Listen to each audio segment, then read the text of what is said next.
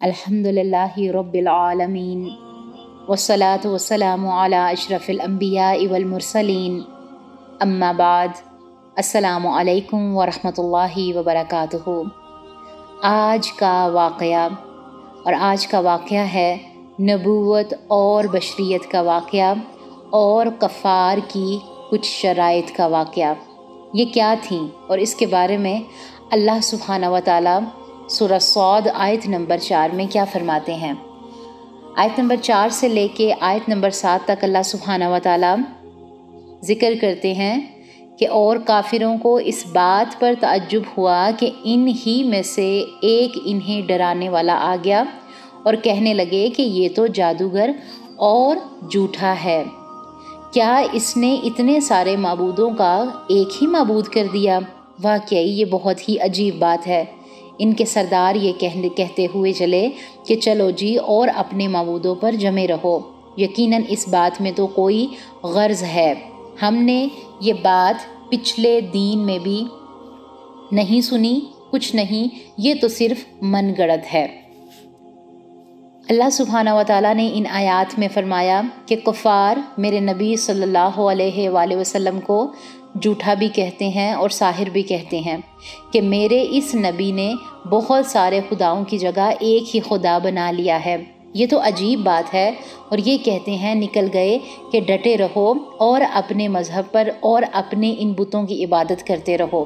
رسول اللہ صلی اللہ علیہ وآلہ وسلم کے بارے میں انہوں نے کہا کہ یہ جو بھی باتیں کرتے ہیں یہ من گڑت ہیں۔ واقعہ کچھ یوں ہے کہ جب ابو طالب بیمار ہوئے تو قریش کے سرداروں نے محسوس کیا کہ اب ان کا آخری وقت ہے، تو قریش کے سرداروں نے فیصلہ کیا کہ اب ان کے ساتھ چل کر بات کی جائے کہ آپ ہمارا اور اپنے بھتیجے کا فیصلہ کر دیں، ورنہ لوگ ہمیں طعنہ دیں گے کہ ان کی زندگی میں تو کچھ نہ کر سکے اور اب ان کی زندگی کے بعد ان پر ہاتھ ڈالا ہے۔ چنانچہ مکہ کے سردار ایک وفد لے کر ابو طالب کے پاس گئے اور ان کو تمام بات بتائی۔ اس وفد میں ابو جہل، ابو سفیان، امیہ بن خلف، عاص بن عقبہ اور شیبہ شامل تھے۔ انہوں نے آپ کے چچا کے پاس جا کر آپ کا گلہ کیا کہ کس طرح آپ ہمارے خداؤں کی توہین کر رہے ہیں، اور خود ہی کہا کہ ہم آپ کو ایک تجویز دیتے ہیں اور ہمیں انصاف کی بات بتائیں۔ اس پر ابو طالب نے کہا کہ آپ بتائیں آپ کی تجویز کیا ہے۔ اس پر سرداروں نے کہا کہ آپ اپنے بھتیجے کو کہیں کہ وہ اپنے خدا کی عبادت کریں اور ہم اپنے خدا کی عبادت کریں، اور وہ ہمارے خداؤں کے خلاف کچھ نہ بولے اور نہ ہی ہمارے خداؤں کو جھوٹا کہے، ان شرائط پر ہماری صلح کروا دیں۔ یہ سن کر ابو طالب نے حضرت محمد صلی اللہ علیہ وآلہ وسلم کو بلایا اور کہا کہ میرے بھتیجے، یہ قوم کے سردار آئے ہیں، انہوں نے ایک درمیانی بات کی ہے اور کہا ہے کہ میں ان کے درمیان اور تمہارے درمیان صلح کروا دوں، اور آپ نے ان سرداروں کی شرائط آپ صلی اللہ علیہ وآلہ وسلم کو بتائی۔ یہ سن کر رسول اللہ صلی اللہ علیہ وآلہ وسلم نے فرمایا کہ چچا جان، میں صرف ایک کلمہ ان کو بتاتا ہوں، اگر یہ مان جائیں تو نہ یہ صرف عرب و عجم ان کے ماتحت ہو جائیں گے بلکہ قیصر و کسریٰ بھی ان کے ماتحت ہو جائیں گے۔ یہ الفاظ سن کر تمام سردار حیران ہوئے اور کہنے لگے کہ اگر ایک کلمہ کہنے سے عرب و عجم اور قیصر و کسریٰ ہمارے ماتحت ہو جائیں تو ہم اس جیسے کئی کلمات کہنے کو تیار ہیں۔ آپ نے فرمایا کہ وہ کلمہ یہ ہے کہ تم لا الہ الا اللہ کہو اور ایک خدا کی عبادت کرو اور اپنے بتوں کی عبادت چھوڑ دو۔ جب کفار نے یہ الفاظ سنے تو وہ سخت طیش میں آ گئے اور وہاں سے بہت کچھ برا بلا کہتے ہوئے باہر نکل گئے۔ یہ اس وقت کا واقعہ ہے جب حضرت حمزہ اور حضرت عمر فاروق رضی اللہ تعالی عنہما ایمان لا چکے تھے۔ اس واقعہ میں ہمارے لیے بہت ہی زیادہ سوچنے کی اور غور و فکر کرنے والی باتیں ہیں۔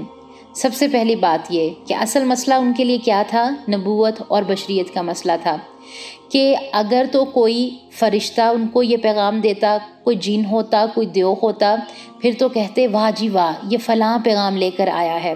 بڑی بات ہے، کوئی بڑا انسان پیغام لے کر آیا ہے، لیکن ان کے لیے یہ بات ایک بہت عام سی بات تھی کہ جو انسان پیغام دے رہا ہے وہ بھی ان کے سامنے ایک چلتا پھرتا انسان ہے۔ یہاں پر ایک چیز دیکھیں، نظر ان کی پیغام پر نہیں تھی بلکہ نظر ان کی پیغام دینے والے پر تھی۔ ہمارا عمل کیا ہونا چاہیے کہ ہماری بھی نظر پیغام پر ہونی چاہیے، ہماری نظر پیغام دینے والے پر نہیں ہونی چاہیے۔ کیوں؟ جب ہم اس پیغام پر نظر ڈالیں گے نا تو پھر پیغام دینے والے کا بھی ہمیں پتہ چلے گا کہ یہ کون ہے، پھر اللہ سبحانہ و تعالیٰ کی حکمتیں ہمیں پتہ چلیں گی۔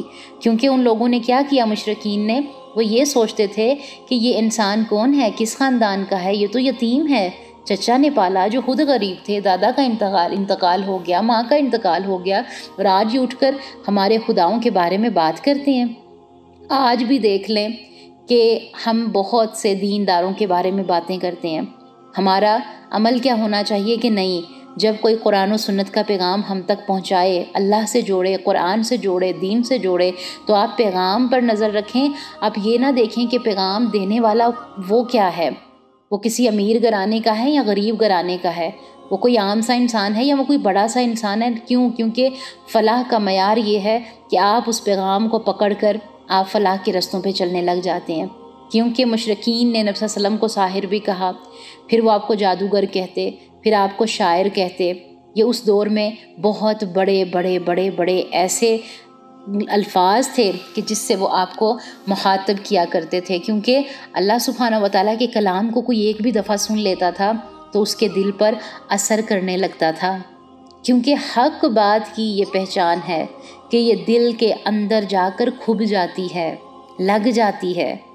اور کیونکہ حق بات باپ دادا اور ان کے رسم و رواج کے برعکس جو باتیں تھیں وہ اللہ کے نبی صلی اللہ علیہ وسلم کہتے تھے کہ یہ اتنے مشرکین خراب ہو چکے تھے اپنے عقیدے کے بارے میں کہ وہ ہر بات کوئی جھوٹ کہتے تھے، نعوذ باللہ، کہ ان کو ہمارا کوئی بھی طریقہ کار پسند نہیں۔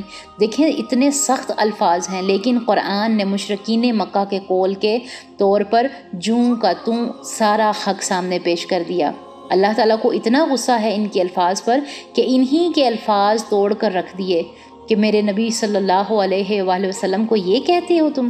یہاں سے آپ اندازہ لگائیں کہ مخالفت کتنی شدید تھی، کیا وہ ماحول تھا۔ آپ دیکھیں گے آگے جا کے جب ہم قرآن میں ان تمام تر واقعات کو باقاعدہ غور و فکر کے ساتھ پڑھیں گے۔ ایک اور واقعہ ملتا ہے کہ ایک شخص عتبہ بن ربیعہ نے آپ کے ساتھ ہمدردی کی اور کہنے لگا کہ دیکھو میرے بھتیجے، عرب کے بہت سارے کاہنوں اور عاملوں کے ساتھ میرے بہت گہرے تعلقات ہیں، اگر تم کہو تو ان میں سے میں کسی کو بلا کر تمہارا علاج کروا دیتا ہوں۔ اب یہ بات کیسے کوئی کہہ سکتا ہے اگر اس کو یقین نہ ہو؟ اللہ اکبر۔ لیکن پھر مشرکین مکہ نے دیکھا کہ وہ ایک آواز جس کو وہ صرف ایک شخص کی پکار سمجھتے تھے آج گھر گھر میں گونجنے لگی ہے، اور جس تحریک کو انہوں نے سوچا کہ یہ صرف چند لوگوں کی بات ہے، ایک غبار ہے جو اڑا ہے، لیکن وہ آج طوفان کی شکل اختیار کر گیا ہے، پورے معاشرے کو اس نے زیر و زبر کر دیا ہے، تو مخالفتوں میں شدت آ گئی۔ اللہ سبحانہ و تعالیٰ سے دعا ہے کہ اللہ سبحانہ و تعالیٰ ہمیں حق بات کہنے کی توفیق عطا فرمائیں اور ہمیں حق بات پر عمل کرنے کی توفیق عطا فرمائیں۔ ہماری زبان سے نکلے ہوئے جو الفاظ ہوں سب اللہ سبحانہ و تعالیٰ کی طرف سے خیر کے ہوں، اپنی ذات کے لیے نہ ہوں، اپنی بڑائی کے لیے نہ ہوں، بلکہ اللہ سبحانہ و تعالیٰ کے لیے ہوں، سنتوں کے لیے ہوں۔ ہماری آوازیں اٹھیں تو حق کے لیے اٹھیں، ہمارا بولنا ہو تو قرآن و سنت کے لیے ہو، ہمارے جو بھی معاملات ہوں وہ قرآن و سنت کے مطابق ہوں۔ کیونکہ اللہ تعالیٰ حق کو بلند کر کے رہتا ہے، اور اس کے برعکس شر وقتی طور پہ آپ جتنا بھی دیکھیں گے کہ چمکدار ہے، جتنی بھی اس کی واہ واہ ہے، لیکن وہ سب وقتی ہے، وقتی طور پہ اڑے گا اور بیٹھ جائے گا۔ اللہ سبحانہ و تعالیٰ ہم سب سے راضی ہوں اور ہمیں بہترین طریقے سے قرآن و سنت پر عمل کرنے کی توفیق عطا فرمائے، آمین اللہم آمین۔ سبحان ربک رب العزت عما یصفون وسلام علی المرسلین والحمد للہ رب العالمین۔ السلام علیکم ورحمۃ اللہ وبرکاتہ۔ وہ تمام ہمارے پیارے سسٹرز جنہوں نے ابھی تک ہمارے چینل کو سبسکرائب نہیں کیا ہے وہ ہمارے چینل کو سبسکرائب ضرور کر دیں. کمنٹ باکس میں جا کر ہمیں اپنی رائے کا اظہار ضرور کیا کریں.